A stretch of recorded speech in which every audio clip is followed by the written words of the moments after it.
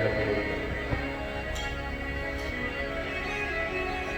भरद्वाज, ऐसा कंपन नहीं होना चाहिए, दो आवाज नहीं आनी, देखो दो आवाज, आवाज ऐसा नहीं होना चाहिए। करो। भरद्वाज मुनि बसहि प्रयाग, ठीक है ठीक है। तिनहि राम पद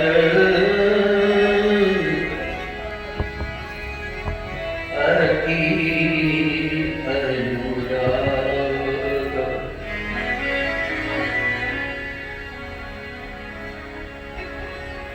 जाग बलिक मुनि परम विवेकी,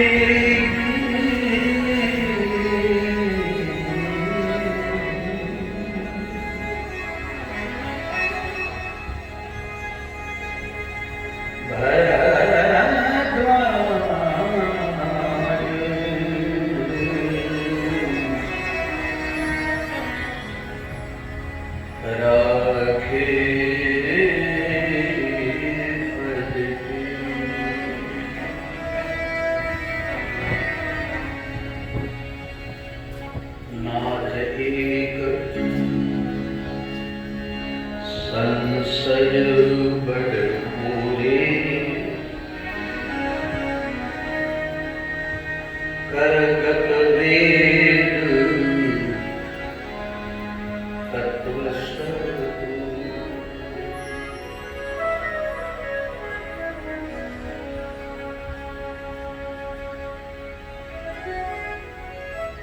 श्रीमद् श्री गोस्वामी तुलसीदास जी।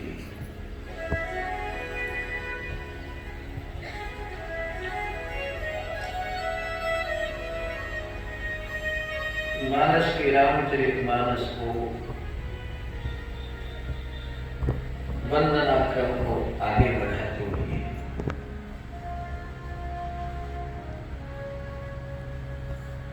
एक वक्ता और श्रोता, वैसे मानस के 4 वक्ता और श्रोता माने गए। मैं बोल रहा हूं, समझ में आ रहा?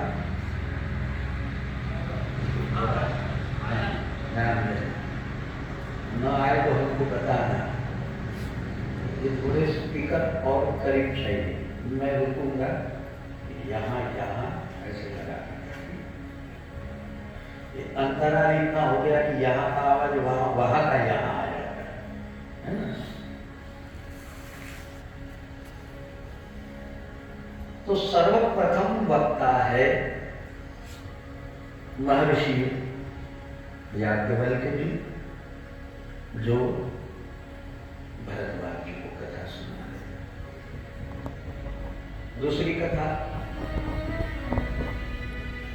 भगवान श्री चंद्रमौली चंद्रशेखर भगवान शिव शंकर पार्वती माता को यही कथा सुना रहे। किसका परिचय? प्रवक्ता के स्वरूप में कालभूषण जी गरुड़ के प्रति, और चौथी भूमिका स्वयं तुलसीदास जी बाबा अपने मन कहते हैं कि हे तुलसीदास सठताई भजो, छाड़ी कपट जंजाल। तुलसीदास जी अपने मन को तो ध्यान देना, कथा को सुनना। अच्छा, कथा के वक्ता और कथा के प्रवक्ता कैसे हैं?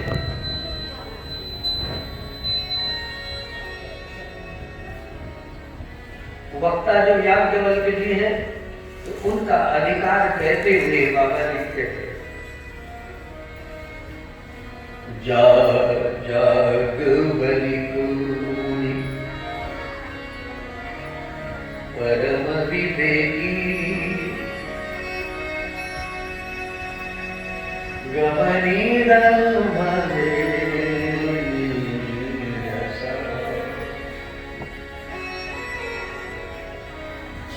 ज्ञानी होना गलत बात है।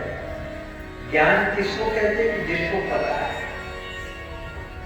लेकिन विवेकी होना एकदम भिन्न है। ज्ञान किसका नाम है? आपको पता है यहां से दिल्ली कैसे, लेकिन गए नहीं। जो गया नहीं, पहुंचा नहीं, थोड़ा कम करिए आवाज को। जिसको जानकारी हासिल है उसका नाम है ज्ञान। किंतु जिसने प्रत्यक्ष देखा है, अनुभव किया है, उसको कहते बोधावस्था। उसको बोध है। हम ज्ञान का, भक्ति का वर्णन करें, ये ठीक पढ़ी पढ़ाई सुनी सुनाई बात है, किंतु जो उसी ज्ञान को अनुभव करता है, जो उसी भक्ति का अनुभव स्वयं करता है, इसी का नाम है बोध। और ऐसी इस बोधि अवस्था का नाम है विवेक। तो राम कथा के वक्ता और श्रोता सामान्य नहीं है। तुलसीदास जी बाबा कहते श्रोता वक्ता ज्ञान में भी, क्योंकि कथा राम की। प्रवक्ता याज्ञवल्क्य जी क्या है? कहते परम विवेकी, और याज्ञवल्क्य जी जो श्रोता की भूमिका में है। वो यद्यपि कहते कि नाथ एक संशय बड़ मोरे, किंतु भरद्वाज जी का अधिकार क्या है? तो तुलसीदास जी बाबा उनका परिचय देते हुए कहते हैं कि भरद्वाज जी सामान्य नहीं, बल्कि भरद्वाज बस ही प्रजा।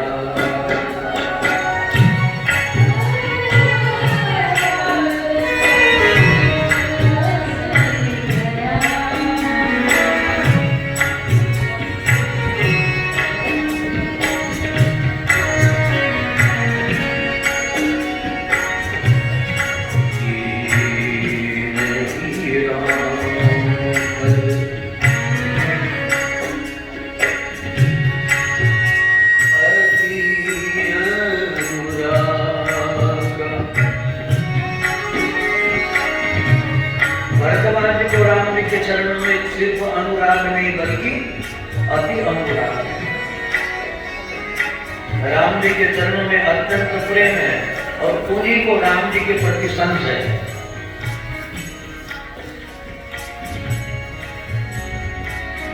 समझ में नहीं आ रहा।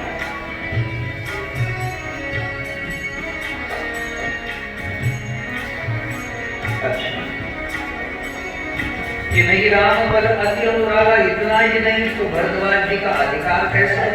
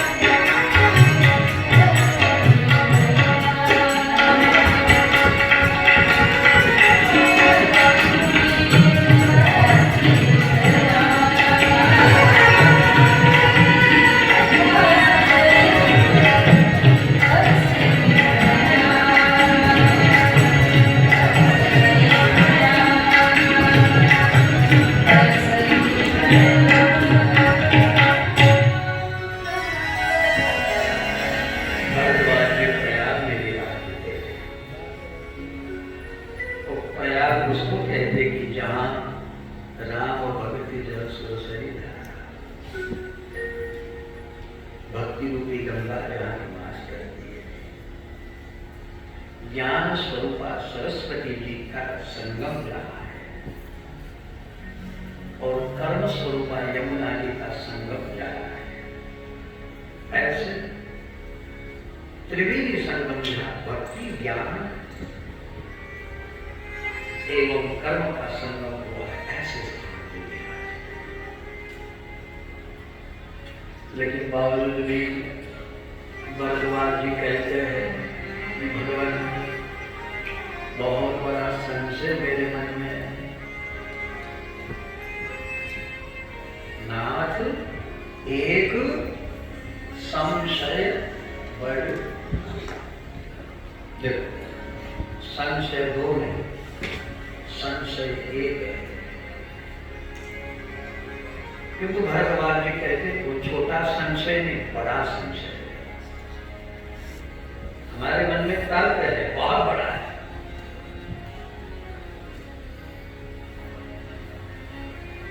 एक बात बताओ, दुनिया के प्रति संशय हो जाए तो दुनिया से मुक्ति मिल जाए, और दुनिया में रहकर दुनिया में संशय करे तो कलह हो जाए।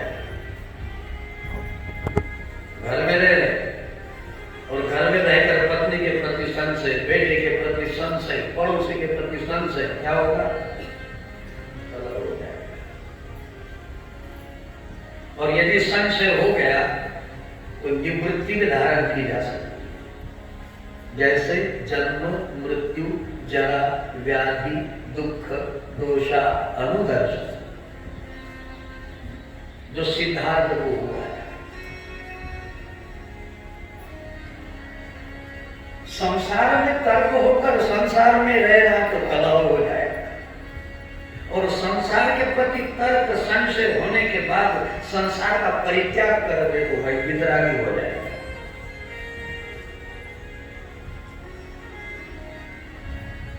किंतु भगवान के प्रति, परमात्मा के प्रति, राम के प्रति, कृष्ण के प्रति संशय होगा, इसको छोटा मत समझना, क्योंकि जिंदगी काम से चली जाएगी। भगवान के प्रति जो संशय करता है तो आत्मोद्धार के लिए फिर अवसर क्या है? और तर्क एक चीज ऐसी होती है कि हम नहीं मानते। तर्क किसका नाम है? अरे भाई फला आदमी बहुत अच्छा है, हम नहीं मानते। राम जी भगवान है, तर्क वाला कहते हैं हम नहीं मानते भगवान। अब नहीं मानते तो नुकसान किसका? अरे मुझे बताइए, किसी ने दी आपको ये सोने की मुद्रिका है, सोने की अंगूठी है, ये सोने की अंगूठी ले, काय की है? सोने की। लेकिन लेते समय क्या हम नहीं मानते कि ये सोने की, नुकसान किसको होगा? अरे किसी ने आपको हीरा दे दिया और कहा कि भाई ये 1 करोड़ की मूल्य वाला हीरा है, तो तर्क को क्या लगना है? तार्किक आदमी क्या कह देगा? हम नहीं मानते, तो काश का टुकड़ा है, फिर तो नुकसान किसका? ऐसे ही भगवान के प्रति, ज्ञान के प्रति, संतों के प्रति, साधन के प्रति संशय करने वाला, उसको बड़ा संशय समझना चाहिए। ये भगवत्ता, ये ज्ञान, ये पेट भरने के साधन नहीं। जिन साधु संतों ने, महापुरुषों ने अपना जीवन बलिदान किया है, जिन महामनीषियों ने यदिश्चर्यं ब्रह्मश्चर्यं तत्ते पदम संग्रहेण जेहि लागी विरागी अति अनुरागी विगत भूमि ब्रह्म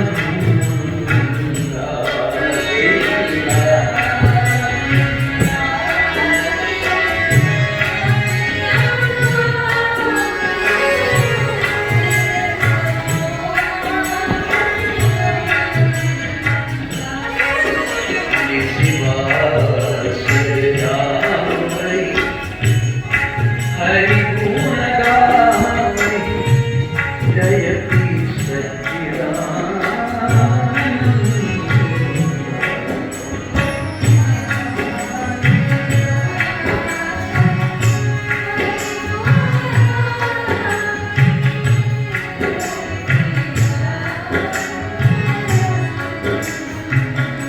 जिसके लिए बड़े बड़े वितरागी बन गए,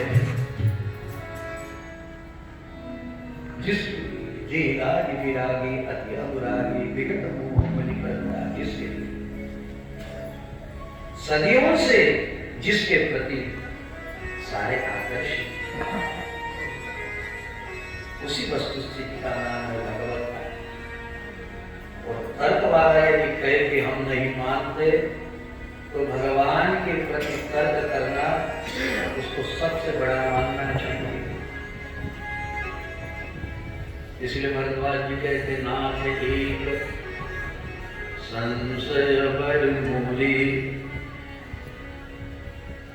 नाथ एक संशय बड़मूली। भगवान मेरे मन में बहुत बड़ा संशय है। एक आदमी विदेश से गणित पढ़ के आया, तो माता ने बड़े हर्ष से लाडू बनाए। बेटा विदेश से आया है तो लड्डू बनाए, और कहा 2 लड्डू ले आई प्लेट में। बोले बेटा तू इतना पढ़ के आया, खा ले।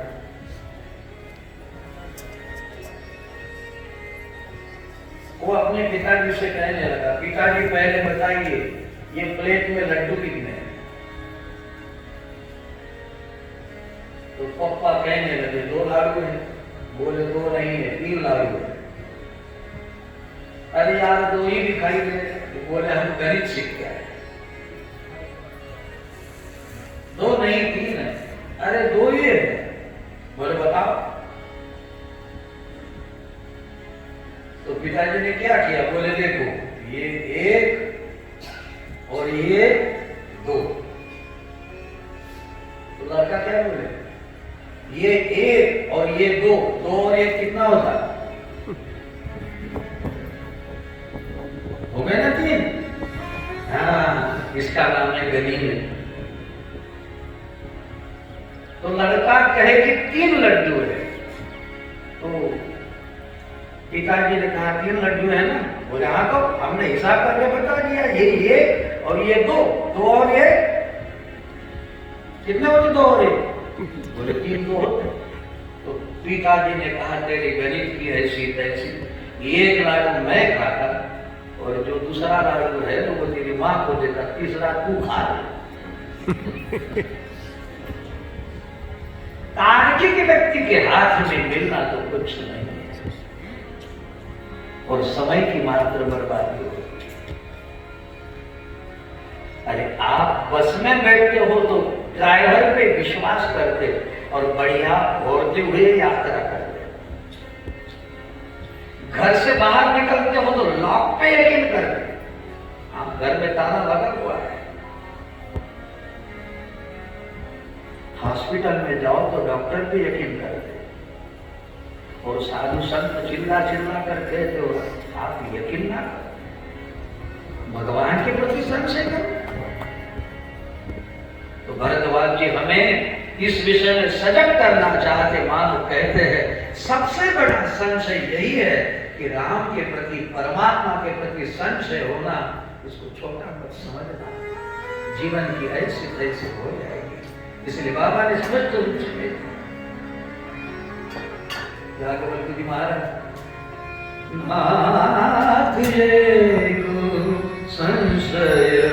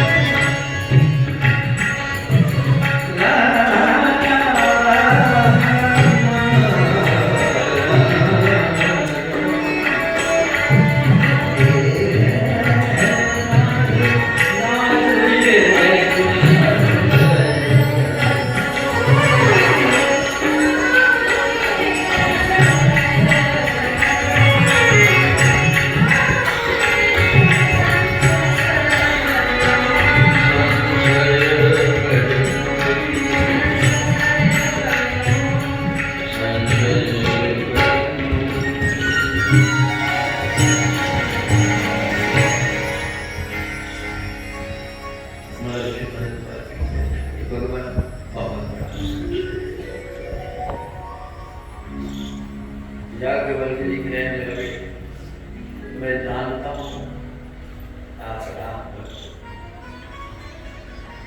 भरद्वाज मुनि बसे प्रयागा, जिन्हें राम पद अति मात्र अरुला वही अत्यंत अरुला।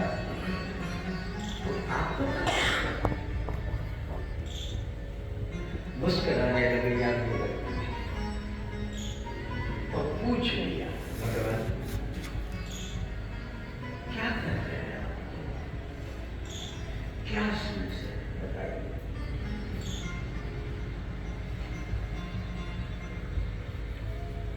भरद्वाज जी कहने लगे, मैं राम जी का ही भजन करता हूँ और मैं जानता हूँ राम नाम कर अमित प्रभाव,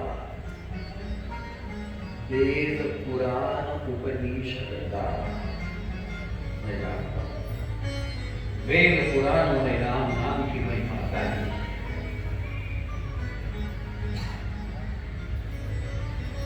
लेकिन भगवान हमने राम को सुना,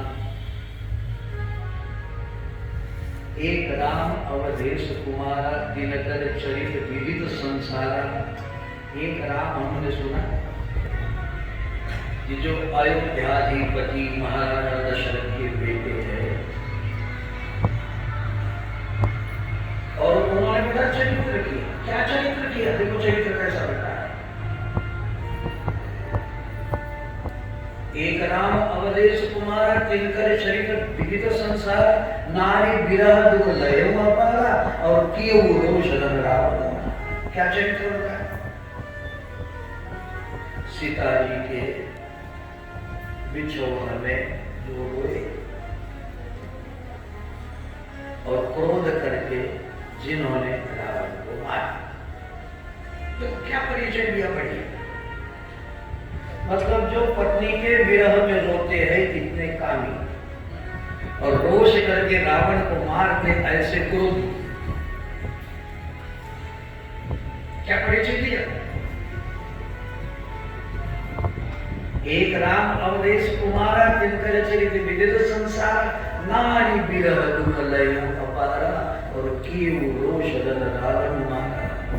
एक राम, लेकिन हमने दूसरा राम सुना।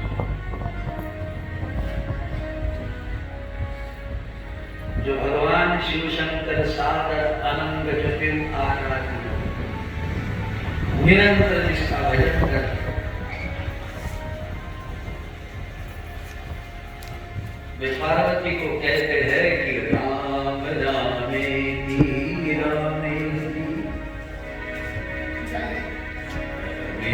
रामे मनोरम सहस्रनाम तत्तुल्यम्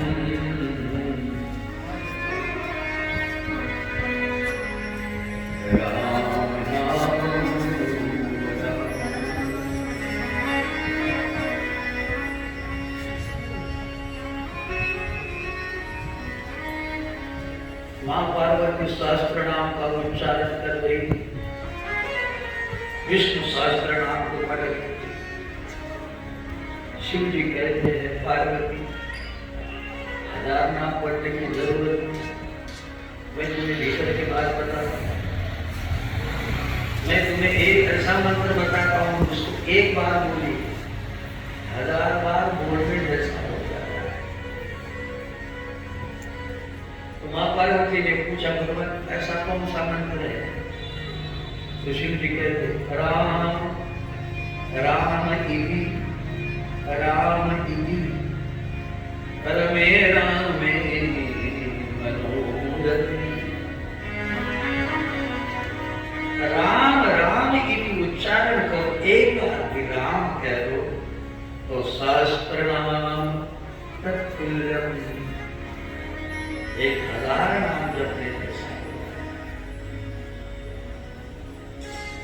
भरद्वाज जी कहते याज्ञवल्क्य, हमारे मन में संशय है।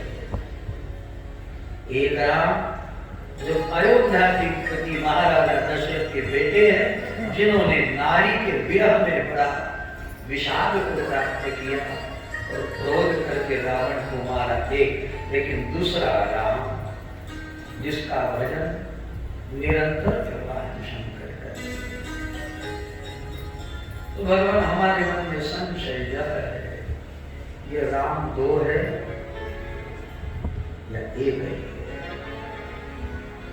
प्रभु सो राम की अपर को जाहि जपत त्रिपुरारी।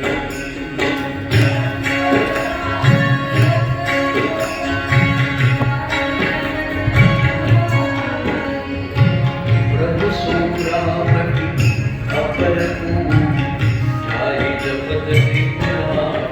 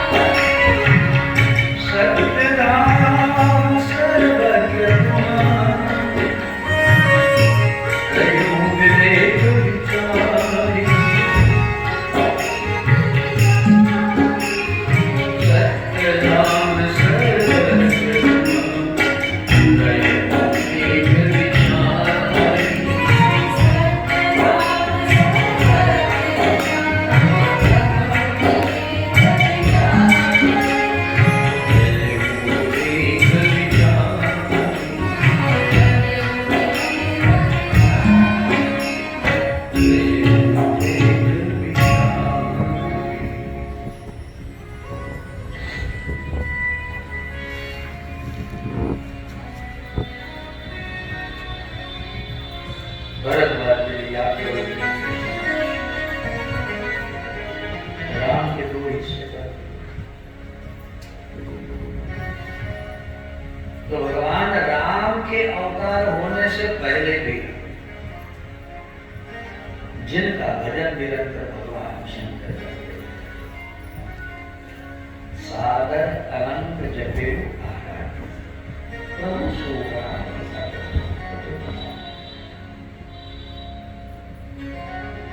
याद को बल के इतिहास में कीन प्रश्न मनहु अति मूढ़ा। बोलते अत्यंत मूढ़ व्यक्ति ही ऐसा बोल सकता है। कीन प्रश्न मनहु अति मूढ़ा। अरे मुझे बताइए, कोई मास्टर साहब बच्चों को पढ़ाए तो उसको क्या करो? टीचर कहते हैं। स्कूल में पाठशाला में पढ़ा रहे तो स्कूल में पढ़ाए तो कौन है? टीचर। और घर में आए तो टीचर। तब भी तो टीचर ही है ना। अरे डॉक्टर दवा खाने में, घर में नहीं है। उसको डॉक्टर साहब उसको यदि तुम दवाखाने में कहते हो तो घर में भी उसको उपाधि लागू हो जाएगी डॉक्टर साहब। वो डॉक्टर ही करे ना करे।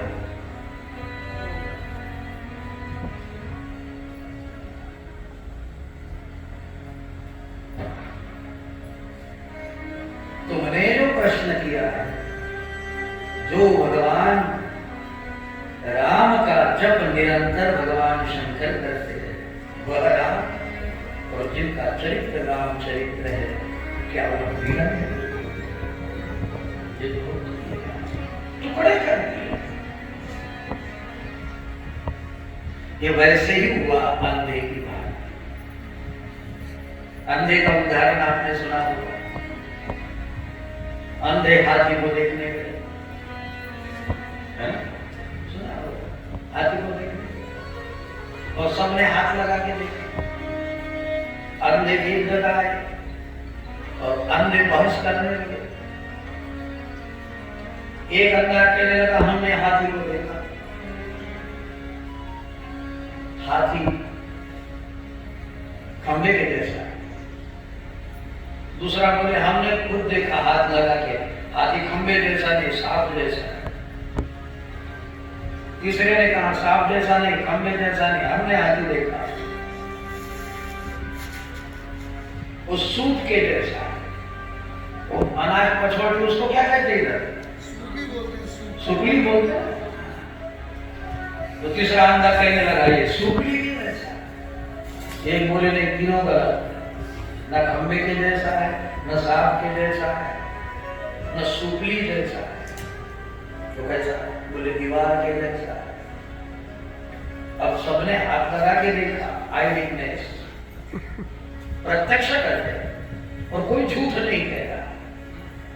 तो बोले भाई हाथी वाले को पूछेंगे हाथी कैसा होता है। तो ये चारों आए बेचारे अंध लोग कहने लगे कि हाँ हमने देखा है, हाथी खंबे जैसा है, दूसरा कहे दीवार जैसा है, तीसरा कहे सांप जैसा है, चौथा कहे सुपली जैसा है। आग वाले व्यक्ति ने कहा प्यारे ये ऐसा ही है जैसा कि तुम कह रहे। बोले एक बात कहो तो सुनो, जिसने उसके दुम को पूंछ को हाथ लगाया, जिस अंधे ने पूंछ को हाथ लगाया उसका नाम है हाथी सांप जैसा। जिसने उसके पैर को हाथ लगाया वो कहता है कि हाथी खंबा के जैसा है। और जिसने उसके पेट पर हाथ घुमाया वो कहता है हाथी दीवार के जैसा है। और जिसने उसके कान को स्पर्श किया वो कहता है हाथी सुपली के जैसा। अब ये सुपली, ये खंबा, ये दीवार, ये सांप, ये सब इकट्ठे मिलाइए उसका नाम हाथी है। हाथी न कि पेट का नाम है, न कि उसके पैर का नाम है, ये सब मिला है। याज्ञवल्क्य के जी कहते भगवान तुम प्रश्न ऐसा करते हो, कीन्हु प्रश्न मनहु अति मूढ़ा। भगवान के विषय में तर्क ना करें। लेकिन तर्क हो रहा है तो भगवान को जानने के लिए गुरु शरण तद्विद्धि प्रणिपाते परिप्रश्नेन सेवया उपदेक्ष्यन्ति ते ज्ञानम् ज्ञानिनः सत्वदेश।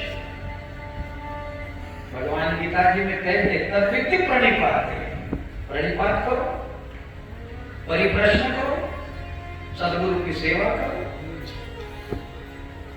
और गुरु से।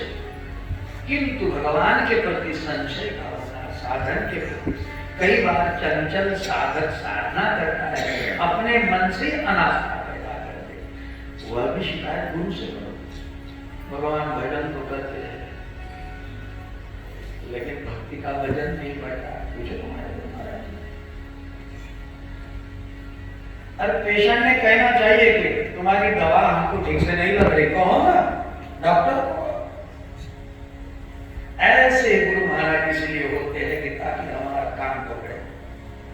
आप जाइए, काम फूकना इतना ही गुरु नहीं, जिसके गाइडेंस में, जिसके मार्गदर्शन में हम अपना आध्यात्मिक साधकीय जीवन को प्रवीण करें। तो भरद्वाज जी के संशय को जानकर याज्ञवल्क्य जी कह रहे कि कीन्हु प्रश्न मनहु अति मूढ़ा, किंतु ये शब्द हंस कर बोले। और भरद्वाज जी खबर है आपको संशय, चाहु सुने चाहु सुने राम गुण गूढ़ा। हमसे राम का गुण जानना सुनना चाहते हो, इसलिए कीन्हु प्रश्न मनहु अति मूढ़ा। तुमने अरे मुझे बताइए, यदि अर्जुन तो नरावतारी है, अर्जुन तो भगवान का अंश है, किंतु अर्जुन को यदि मोह न होता तो गीता का प्रकटीकरण कैसे होता? भगवत गीता कैसे प्रकट होती? 700 श्लोक कैसे बनते? वो तो अर्जुन कहने लगा सिन्नति मम गात्राणि मुखं च परिशुष्यति वेपतुष्य शरीरे मेरो हर्षचिताते गांडिमं त्रंसते हस्वा वक्षैव परिदह्यते न च शक्नोमि अवस्थातुं भ्रमति वच मे मनः। हे भगवान कार्पण्य दोष पहत स्वभाव प्रच्छामिकां धर्म सम्मूढ़ते यत् श्रेय स्यात् निश्चितं विदितन्ते। मेरे लिए श्रेय क्या है भगवान बताइए। शिष्यस्तेह, मैं आपका शिष्य हूँ। शादी मां त्वां प्रपन्नः, मैं आपका शिष्य हूँ। भगवान मुझे बताइए कि मैं क्या करूं। तो गीता प्रकट और जिज्ञासा के बिना सत्संग का महत्व नहीं है। जब तक जिज्ञासा, भूख लगने पर भूख न मांगे भाजी और नींद न मांगे बिछाना। यदि सच्ची में नींद है ना तो बिस्तरा नहीं चाहिए। और सच्ची भूख लगी है ना, फिर नहीं कहेगा कि नमक कम है और अचार लाओ। भूख गिर जाए तो कई लोग तो आधा भोजन होने के बाद में नमक मांगते थोड़ा खाओ। पहले उनको सूखते रह जाते, पता ही नहीं चलता।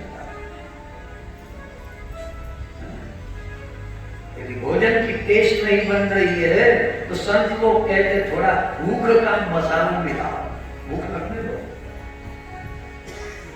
भोजन का सबसे उत्तम मसाला है भूख। भूख लगने दो, सारे दिन भर तो खाता रह जाता है, गड़बड़ हो जाएगी। भूख ही दवा है, भूख ही स्वास्थ्य का है। कहते हैं कि सुबह में भोजन नाश्ता बाबू बच्चे जैसा है, दोपहर में राजा जैसा पाए। सुबह बच्चे जैसा खाए, दोपहर में राजा जैसा पाए और शाम में भिखारी जैसा मिले। एक उत्तम स्वास्थ्य का लक्षण। रात्रि में जिमने का आग्रह नहीं करते, दोपहर में चाहे कितना पाए लीजिए, किंतु सुबह पाए न पाए करेंगे बच्चे जैसा, और रात्रि में भिखारी जैसा। मिला तो पाए लीजिए, नहीं मिला देसी आधा।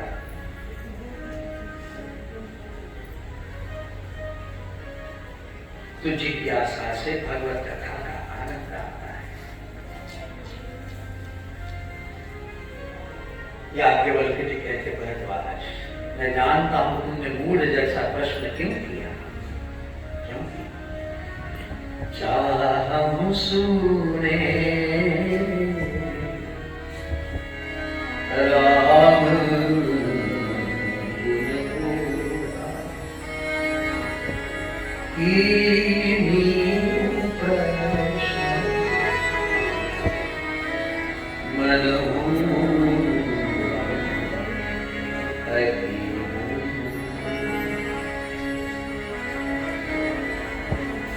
लेकिन याज्ञवल्क्य के लिए तुमने जैसा संशय किया लास्ट एक संशय बड़े बड़े दुकान, बस ऐसे ही संशय की न भवानी।